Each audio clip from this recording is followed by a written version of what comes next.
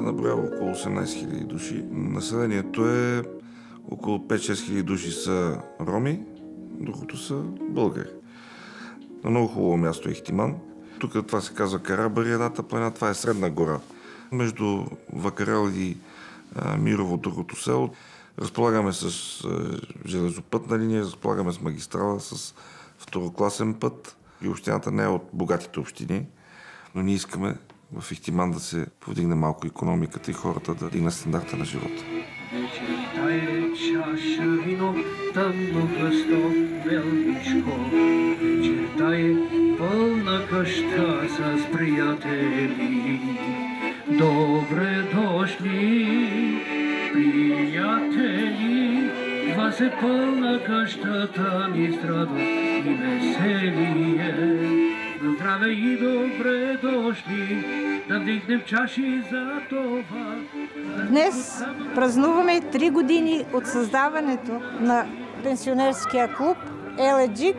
Библиотеката с ръководител Емилия Атанасова и нейните помощници ни помогнаха с техните компютри да подготвим тази презентация. Уважаеми гости,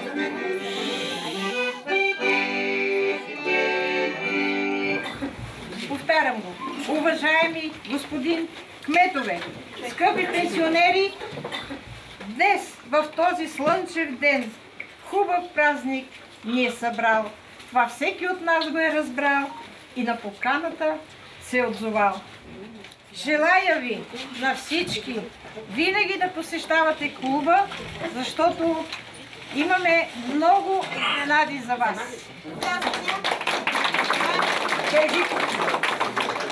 Аз бях една от първите, която отидах и се записах на компютрите, за да изкарам курса. Оттам черпа всички сведения. Когато тръгна на екскурзия, търся маршрутите, търся разни превозвачи. 1, 2, 3.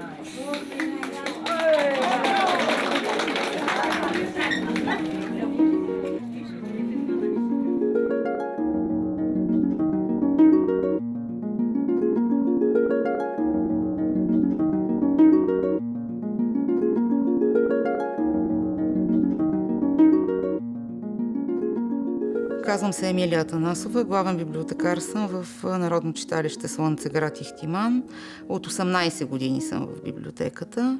Първо съм завършила зъботехника. Като библиотекар смятам, че връщам много повече усмивките на хората, защото те са щастливи от вниманието, което им отделям. За мен програма Глобални библиотеки е най-хубавото нещо, което се е случвало на българските библиотеки през последните 18 години. Имаме 5 оборудвани работни места за посетители. Съвсем случайно една приятелка ми вика: ти знаеш в библиотеката безплатен курс компютри. И аз веднага дигнах се, дойдох тук. Викам: че така и така. Да, вика, след една седмица почва. И така се озовах тук в безплатен курс. Какво избира след това, за да го изпратиш? Да, браво.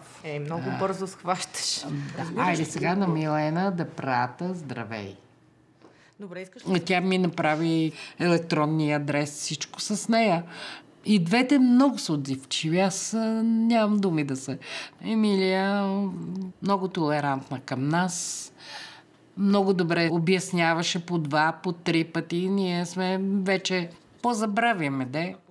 Даже и скайп не знае какво и що. И вече тук лека по лека пиша. Тя обяснява. И така Снежана се записа при нас, но сега е пенсионерка и нейното хоби е да обикаля света с колело. Здрасти, Снеже. Какво направи с снимките от Грузия и Армения? Сега в момента ги тегла от Таня. Добре. Ще ги подреда всичките в една директория, ще ни направя един голям архивиран файл и ще го пратя на тебе. И ще го... Чао. Чакай, за сега, да. Стига да кажи 2 приказки, какво става с тебе, нещо интересно. И сега се върнах преди една седмица от тази. Всичко на ход.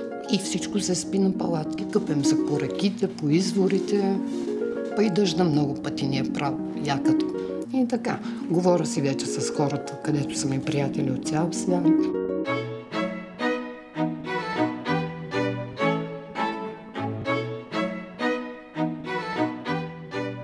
с програма Глобални библиотеки България се оказа, че се появява една нова група потребители, които никога не са идвали в библиотеката. Това са предимно тинейджъри от ромски происход. Един ден се качвам в библиотеката и заварвам цяла група роми, от които всички мръсни, сополиви.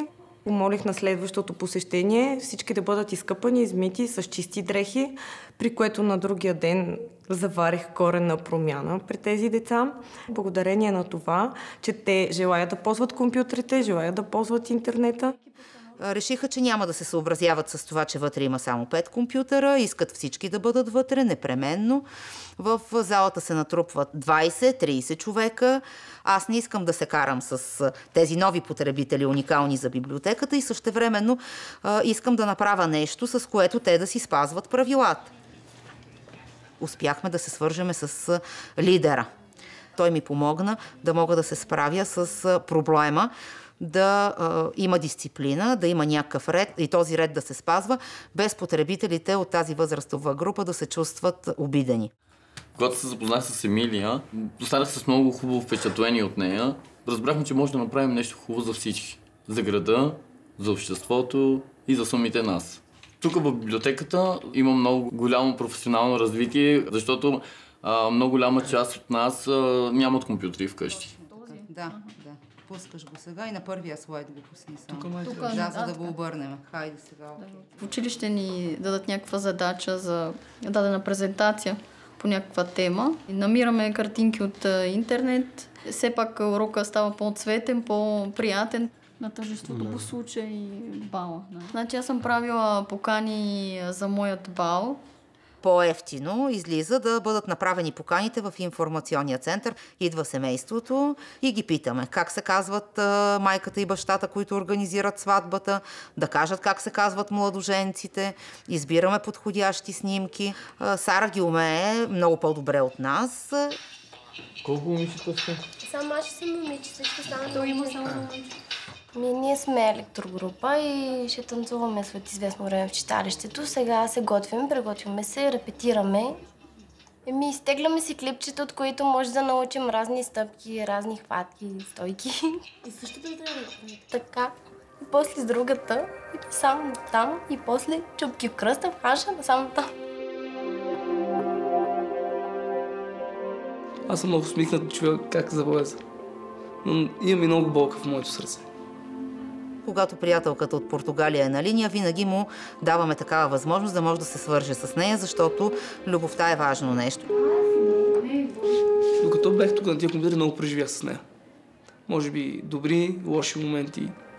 Илия се установява, че неговата приятелка не иска вече да бъде приятелка с него. Виждам аз Илия, че плаче на компютъра. По скайпа убеждава я, хайде още един шанс да си дадат. В един момент Илия обръща камерата, насочва я към прозореца и казва: Викам, сега се фърнем към през този прозорец. При което аз качам, хващам слушалките и микрофона и казвам на момичето: как не те е срам? И няма да те приемаме в библиотеката даже. И казах, като дойдеш. Още се говори, защото аз не знаех какво говорят вече. Къде няма да направиш за тази глупост? Обещаваш ли? Вика, обещавам. Тя му успокои до много голяма степен. Нещата се оправиха и тя пристигна в България. И пак си поддържаха любовта до вчера. И баща им е фана вчера. И каза, повече не си дължи дъщеря ми. Причината е била, че съм беден. Библиотеката за част стана част от мене. И не само библиотеката, и хората в тази библиотека. Знаят целия ми живот, знаят всичко за мен.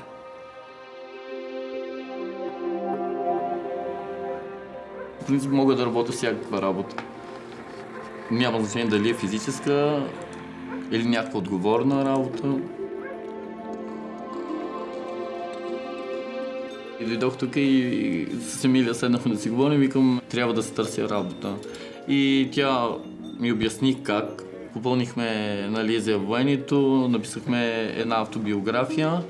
Мотивационното писмо, молбата бяха просто перфектни, но сигурно това, че съм циган или не знам как да го приема, просто ме отхвърлих.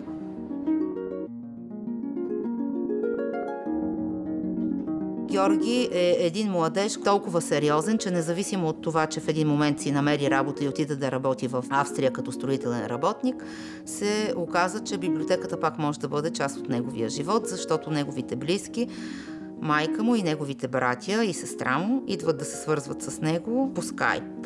Програма Глобални библиотеки не е само в Ихтиман. Можеш да я намериш почти във всяко едно населено място в България.